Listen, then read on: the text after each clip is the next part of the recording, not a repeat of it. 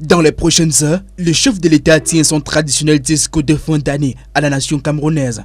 Baladant notre microphone dans les rues de Douala. Je ne sais pas ce qu'il va dire de nouveau. Les annonces, on a entendu successivement pendant 40 ans, mais rien ne bouge sur le plan du progrès économique ou bien de la démocratie. Des Camerounais visiblement incrédules, chez qui les annonces du président de la République n'ont presque plus d'effet. Il fait une époque, je cru en lui. J'ai été tellement déçu. Regardez ma situation. Avec tout ce que j'ai eu à faire comme travail à l'école, je n'arrive pas toujours à avoir d'emploi.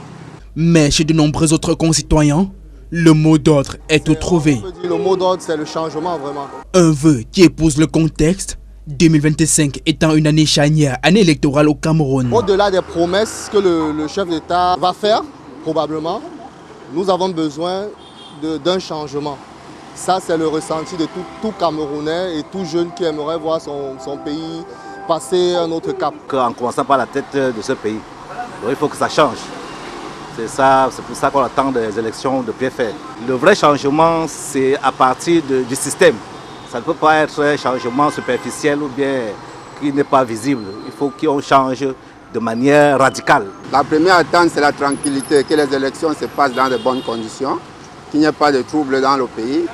Sur tous autres aspects, notamment l'économie, la question du chômage, les attentes se font nombreuses. Sur le plan du progrès économique ou bien de la démocratie. Vous savez, les jeunes, on a toujours besoin du travail. Et bien plus, sur le plan de la coopération internationale, les Camerounais veulent être rassurés. Les partenariats tels que la Chine, qui est là en une façon de seconde, qui commence à faire comparativement à d'autres partenaires ultérieurs qui sont là depuis, qui ont fait 70 ans au Cameroun, qui n'ont rien fait. Mais la Chine quand même et la Russie. Des compatriotes qui voudraient surtout voir les promesses ou annonces se traduire dans les actes posés par le gouvernement.